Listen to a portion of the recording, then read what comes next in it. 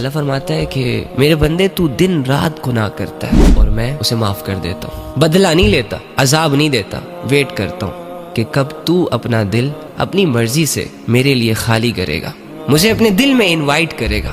تیرا رب تو صرف تیری مرضی کا ایک فیصلہ چاہتا ہے تجھ سے، باقی عبادات کی توفیق بھی اسی کی طرف سے، تیرے دل کو مضبوطی بھی وہ عطا کرے گا، دنیا کے چکروں سے بھی وہ تمہیں آزاد کرے گا، آخرت کی تیاری بھی وہ تجھ سے کروائے گا۔ دل کو صاف تو کر، کہہ تو صحیح اللہ کو کہ اللہ اگر اس دل میں لوگوں کی محبت آ سکتی ہے اور لوگوں کی محبت آباد کرنے کے بجائے مجھے برباد کر سکتی ہے، اگر اس دل میں پیسے کی ہوس آ سکتی ہے، لالچ آ سکتی ہے اور اس لالچ کے چکروں میں میری مینٹل ہیلتھ خراب ہو سکتی ہے، اگر اس دل میں غم آ سکتا ہے اور وہ غم میرے جسم کو کمزور کر سکتا ہے، تو اے رب تو بھی تو آ سکتا ہے میرے دل میں، تیرے آنے سے میرے دل کی دنیا بدل بھی تو سکتی ہے، میرے دل کا غم، میرے دل کا بوجھ ہلکا بھی تو ہو سکتا ہے۔ تجھے دنیا کی ضرورت نہیں ہے میری جان، تجھے اللہ کی ضرورت ہے۔ دنیا میں تیرا سکون ہے ہی نہیں، تیرا سکون رب کی یاد میں چھپا ہے، رب کی عبادتوں میں چھپا ہے۔ کر کے دیکھ، نہ ملا تو دنیا کہیں بھاگ تو نہیں رہی، پھر سے آ جانا دنیا داری میں۔ لیکن میں یہ بات دعوے کے ساتھ کہہ سکتا ہوں، اگر تیرا دل اللہ کا گھر بن گیا نا اور تو نے اپنے اعمال کی اصلاح کر لی تو اللہ کے بغیر رہ نہیں پائے گا۔ آج تیری یہ خواہش ہے کہ دنیا ملے، اللہ کے آنے کے بعد تیری یہ خواہش ہوگی کہ دنیا جاتی ہے تو جانے دو، لیکن اللہ تجھے نہیں جانے دوں گا۔ تو بس کرو یار، تھوڑی سی محنت کر لو، تھوڑا سا صبر کر لو۔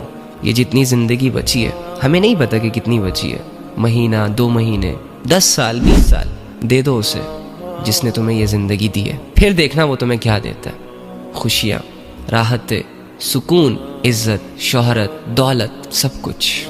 جس کے دل میں اللہ نہیں ہوتا نا، وہ پیسے کو اپنا خدا مانتا ہے، وہ گناہوں کے لسٹ کو اپنا خدا مانتا ہے، کیونکہ جس دل میں اللہ نہیں ہوتا نا، اس دل میں دنیا بڑی جلدی آتی ہے۔ شیطان ڈھونڈتا ہے ایسے دلوں کو کہ جس دل میں اللہ کی یاد نہ ہو، اللہ کی خواہش نہ ہو، اللہ سے جڑے کچھ جذبات نہ ہو۔ اور جب شیطان کو کوئی ایسا دل ملتا ہے، کوئی ایسا انسان ملتا ہے جو گناہوں میں آگے جا رہا ہو، جس نے اپنے آپ کو اللہ کی یاد سے غافل رکھا ہو، تو شیطان ایسے انسان کے دل کو اپنا گھر بنا لیتا ہے، اپنا اوڑھنا بچھونا بنا لیتا ہے۔ آپ خود ہی سوچے، جس دل میں شیطان آ جائے وہ جسم کیسے عمل کرے گا؟ اس جسم نے گانے ہی سننے، اس جسم نے حرام کمانا، حرام کھانا، اس جسم نے ہر گناہ کے کام کو اپنے لیے جائز سمجھ لینا۔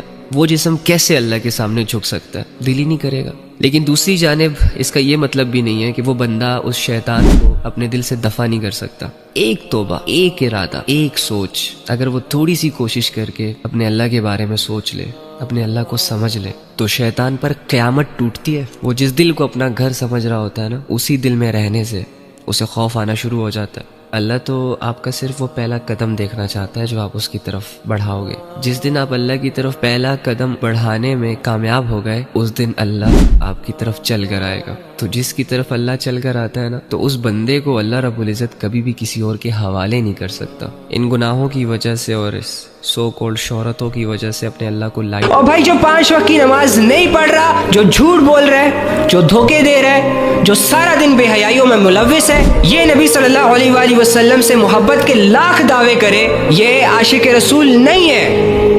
ایک دن کے کسی بھی جلوس کی شرکت اسے نبی صلی اللہ علیہ وآلہ وسلم کا عاشق نہیں بنا سکتی۔